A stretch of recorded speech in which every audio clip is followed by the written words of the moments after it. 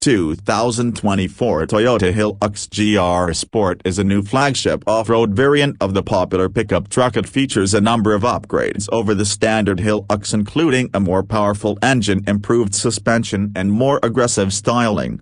Exterior: the 2024 Hilux GR Sport has a number of exterior changes that give it a more rugged and sporty look. These include a new black G-mesh grille with the Toyota GR logo, black side steps, mirrors and door handles, new 17-inch black alloy wheels, a raised ride height and flared wheel arches. Interior: the interior of the 2024 Hilux GR Sport has also been given a number of updates. These include a black and red monochrome theme, contrasting red seat belts and stitching GR Sport badging throughout the cabin. Engine and performance: the 2024 Hilux GR Sport is powered by a 2.8-liter turbodiesel engine that produces 204 horsepower and 500 Nm of torque. This engine is paired with a 6-speed automatic transmission.